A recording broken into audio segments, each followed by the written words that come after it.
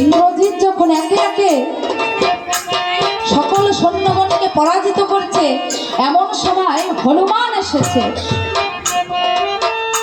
হনুমান এসে বলছে, আরে আরে তুমি এখানে কি করছো? তোমার পিতা কই? তোমার পিতার কি যুদ্ধে আসার ক্ষমতা নেই? বলে, এত বড় কথা! সামান্য বনের মূর্খ এক বানর জাতি, আমার কিনা যুদ্ধ করার ক্ষমতা নেই? আমি ওই স্বর্গের দেবতা ইন্দ্রদেবকে পরাজিত করে ইন্দ্রজিৎ নামে খ্যাত হয়েছি। তাহলে আমার যুদ্ধ করার ক্ষমতা আছে কি নেই একবার পরীক্ষা হয়ে যাক। তাই এক কথা বলল যদি না বলে না বলরে সাজিল বাজিল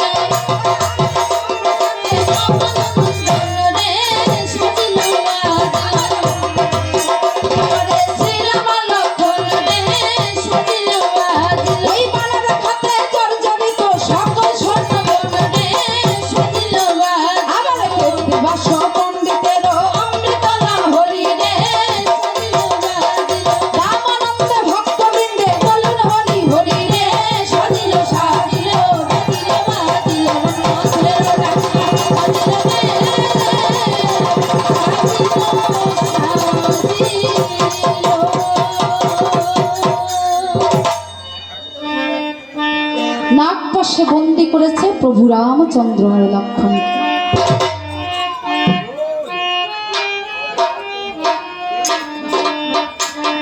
সমস্ত সৈন্যগণকে পরাজিত করে ইন্দ্রজিৎ আমার ফিরেছে ওই লঙ্কায়।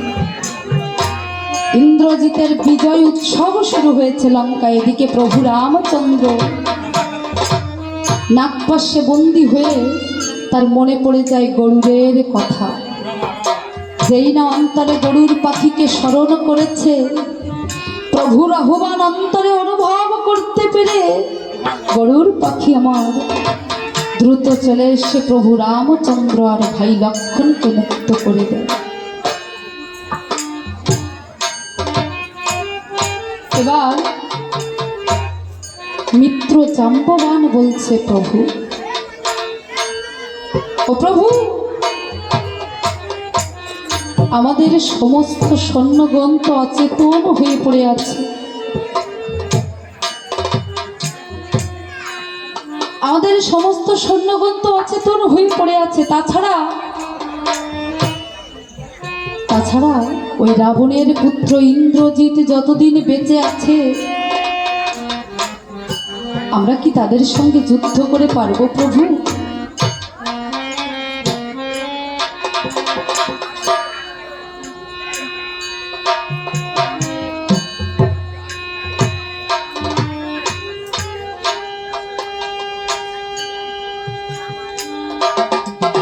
আমাদের সমস্ত সৈন্যগণ যে অচেতন হয়ে পড়ে আছে, তাছাড়া রাবণের পুত্র ইন্দ্রজিৎ যতদিন বেঁচে আছে, তার সঙ্গে ছল করা যে অত সহজ নয়।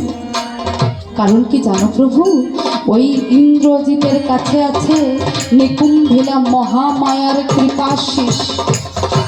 যুদ্ধে আসার পূর্বে একবার যদি ও মায়ের যজ্ঞাগারে বসে ওই নিকুম্ভিলা মায়ের কৃপা লাভ করে, তাহলে ইন্দ্রজিৎকে পরাজিত করবে, এমন বীরের জন্ম হয়নি। এই কথা শুনে প্রভু রামচন্দ্র ভাইকে বুকে জড়িয়ে ধরেছে। ধরে, ভাই লক্ষ্মণ, ও ভাই, চল আমরা দেশে ফিরে যাই। কারণ এই বনে এসে আমি যে আমার সীতাকে হারিয়েছি, এই বনে এসে আমি আমার সীতাকে হারিয়েছি। আর এখন যদি আমি তোকে হারিয়ে ফেলি, আমার এ দেহে প্রাণ থাকবে না রে ভাই, আমার এ দেহে প্রাণ থাকবে না। চল ভাই, আমরা দেশে ফিরে যাই। চল ভাই, আমরা দেশে ফিরে যাই। তাই প্রভু রামচন্দ্র আবার কেঁদে কেঁদে বলছে, ও দেশে যা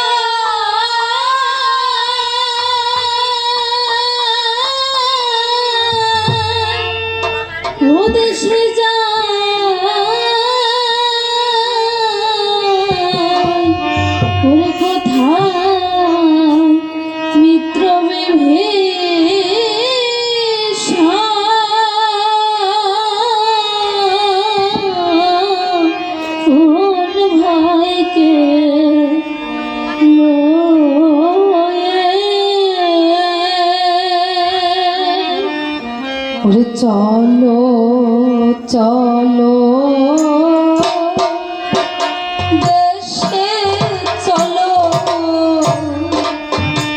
প্রাণের ভাই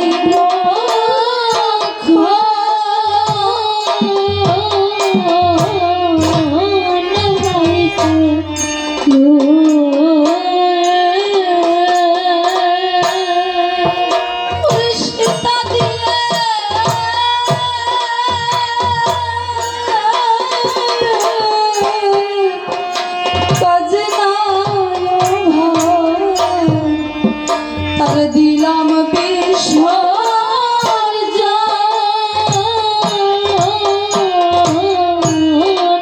ভাইকে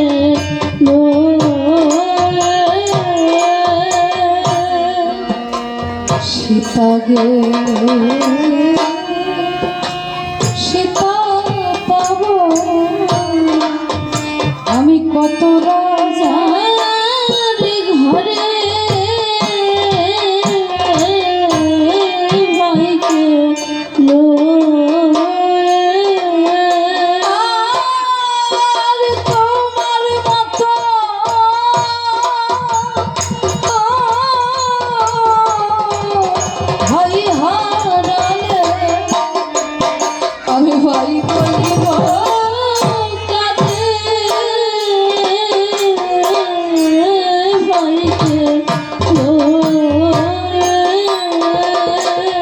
ওরে ভাই লক্ষ্য, আমরা দেশে চলে যাই, কারণ সীতা গেলে সীতা পাবো আমি কত রাজার ঘরে। তোমার মতো ভাই হারালে আমি ভাই বলবো কারে? লক্ষণ বলছে, ও দাদা এ তুমি কেমন কথা বলছো দাদা? দাদা আমি যখন এই বনে এসেছিলাম আমার মা আমাকে কি বলেছিল জানো দাদা? আমার মা আমাকে বলেছিল, ওরে লক্ষণ তুই তো বনবাসে যাচ্ছিস বাবা, তো ওই বনবাসে গিয়ে যদি তোর এই অভাগিনী মায়ের কথা মনে পড়ে তুই ওই সীতাকে মা বলে ডাকিস।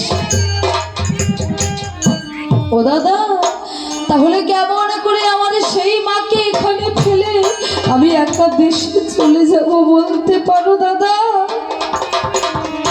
আমি দেশে যাব না, তাই লক্ষণ কি বলছে, তুমি দেশে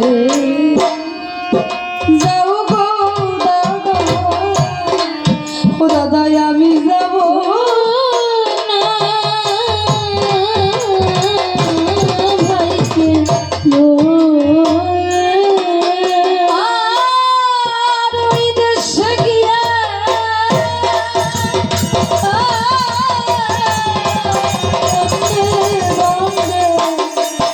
আমি কালে বলবো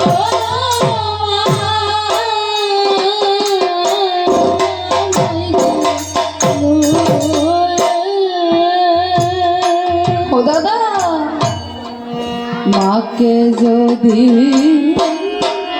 রেখে যাই দাদা এই রাক্ষসের কবলে, ভাইকে অভিশাপে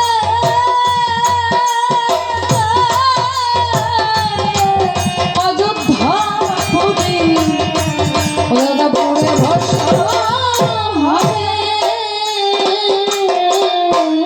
ভাইকে আমি দেশে যাব না, তুমি চলে যাও। তবে দাদা তুমি যখন দেশে যাবে আমার মা যদি তোমার কাছে জিজ্ঞাসা করে, ওরা আমার লক্ষণ কোথায়, মা যখন তোমার কাছে জিজ্ঞাসা করবে ওরা আমার লক্ষণ কোথায়, তখন তুমি কি বলবে দাদা? তখন তুমি কি বলবে? আমি বলছি, ওরে দেশে গিয়ে ও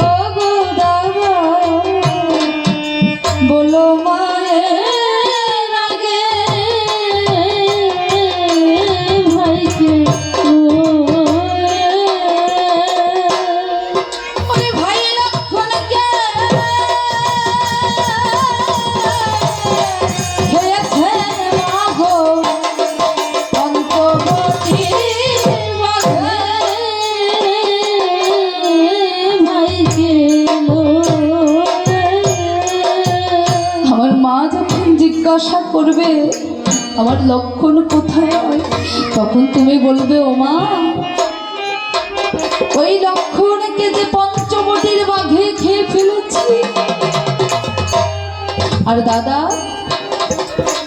তুমি যখন দেশে যাবে,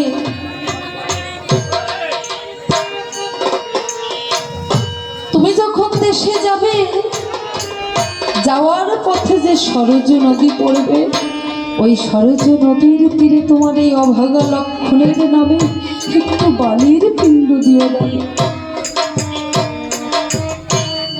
কারণ তোমার হাতের পিণ্ড না খেলে এই অভাগা লক্ষণ যে স্বর্গবাসী হতে পারবে না দাদা।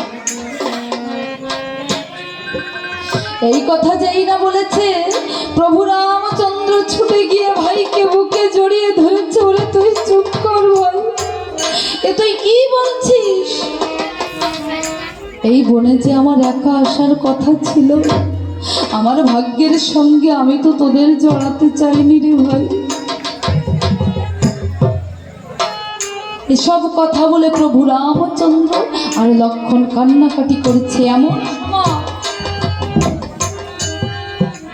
এমন সময় বিভীষণ বলছে, মিতা,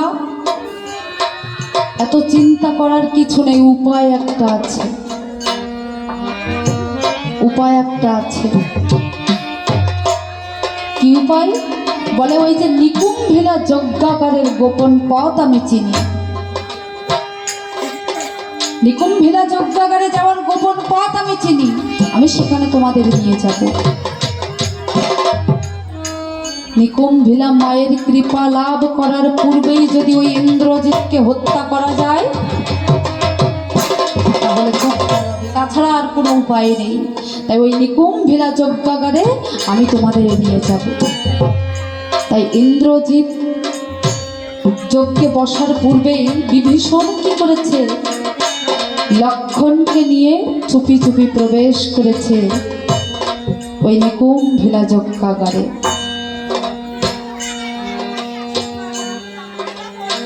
ইন্দ্রজিৎ তখন যজ্ঞে বসবে বলে প্রস্তুত হচ্ছে। এমন সময় তাকিয়ে দেখতে পায় বিভীষণকে, চিৎকার করে উঠেছে, একই দাতশ্রী, আপনি এখানে কেন এসেছেন? বিভীষণ বলছে, পুত্র ইন্দ্রজিৎ, আজ শুধু আমি একা আসিনি, লক্ষণকে দেখিয়ে দিয়ে বলছে, ওই দেখো পুত্র, আজ শুধু আমি একা নাই, ওই দেখো পুত্র, তোমার কাল তোমার সম্মুখে দাঁড়িয়ে আছে।